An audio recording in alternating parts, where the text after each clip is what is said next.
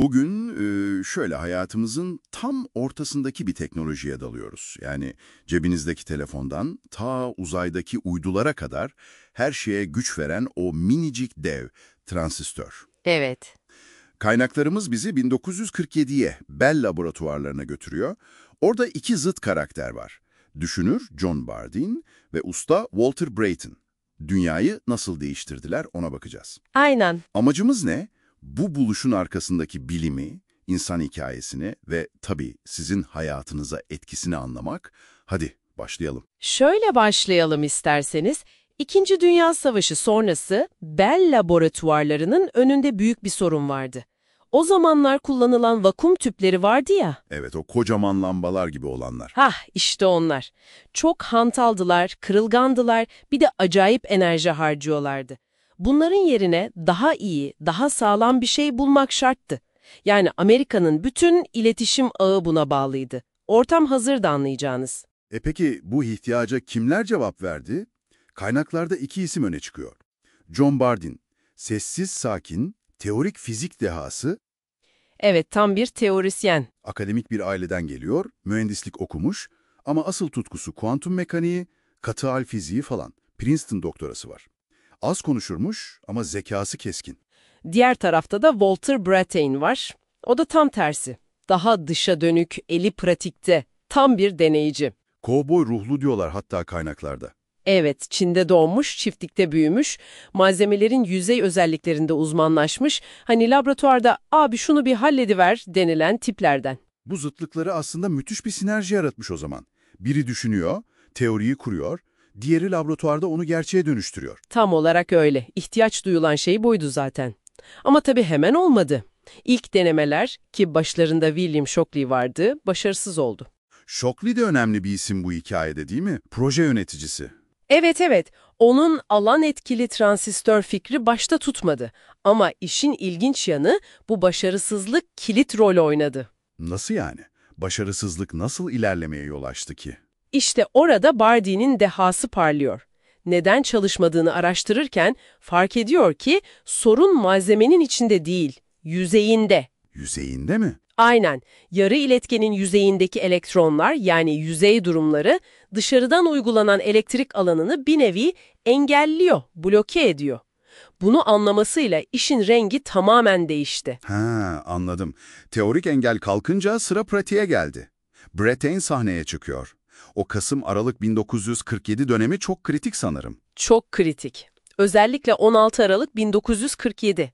Brattain inanılmaz basit ama bir o kadar da zekice bir düzenek kuruyor.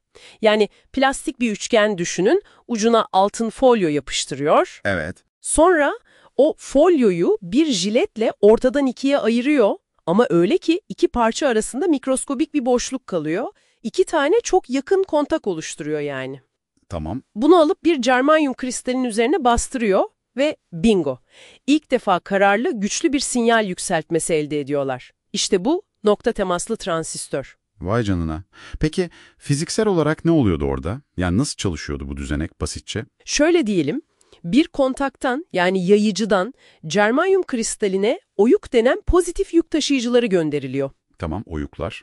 Bu oyuklar diğer kontağa toplayıcıya ulaştığında oradan geçen çok daha büyük bir akımı kontrol etmenizi sağlıyor.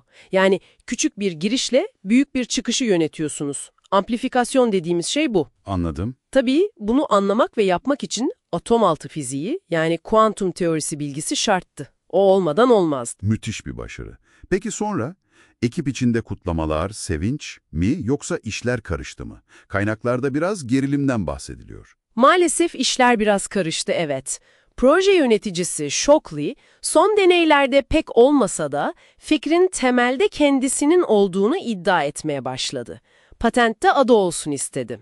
Bardeen ve Brattain ne dedi bu işe? Haliyle bu duruma bozulmuşlar. Çünkü asıl işi yapan onlar da o kritik anda. Sonuç ne oldu peki? Patent kime gitti? Patent sadece Bardeen ve Brattain adına verildi ama Bell Labs tanıtımlarda biraz ortayı bulmaya çalıştı diyelim. O meşhur fotoğrafta Shockley de tam ortada mesela. Hani üçünün olduğu fotoğraf. Evet, o. Bu durum artı Shockley'in biraz dışlanmış hissetmesi ve gizlice daha iyi olan bağlantı transistörünü geliştirmesi ekibi dağıttı resmen. Bardeen üniversiteye döndü, Brattain başka bir gruba geçti, yollar ayrıldı. Ama hikayeleri burada bitmiyor değil mi? Özellikle Bardeen'in inanılmaz bir devamı var. Kesinlikle bitmiyor. Bardeen, Illinois Üniversitesi'nde bu sefer bambaşka bir alana odaklanıyor, süper iletkenlik ve o gizemi çözüyor. BCS teorisi dediğimiz şey. Bu ona 2. Nobel'i getiriyor değil mi? Aynen öyle. 1972'de 2. Nobel Fizik Ödülü. Tarihte aynı alanda yani fizikte 2 Nobel alan tek kişi, bu inanılmaz bir şey. Gerçekten sıra dışı. Peki ya Brattain, onun mirası ne oldu? Brattain de boş durmadı tabii. Yarı iletken yüzeyler üzerine çalışmaya devam etti. Özellikle ışığın bu yüzeylerle etkileşimi, yani fotoetki üzerine önemli işler yaptı. Yani güneş pilleri falan gibi teknolojilerin temeli mi? Aynen öyle. Güneş pilleri, ışık detektörleri o çalışmaların önünü açtı. Emekliliğinde de üniversitede ders verip bildiklerini aktarmış. Peki tüm bu hikayenin sizin için yani dinleyicilerimiz için bugünkü anlamı ne? O ilk nokta temaslı transistörden nereye geldik? Şöyle düşünün, o ilk adımdan sonra Shockley'in bağlantı transistörü geldi. Sonra bunlar bir araya getirilip entegre devreler yapıldı. Ve tabii Moore yasası. İşlemci gücünün katlanarak artması. Evet, kabaca her 2 yılda bir 2'ye katlanması öngörüsü. İşte bütün bu zincir bugünkü dijital devrimi ateşledi.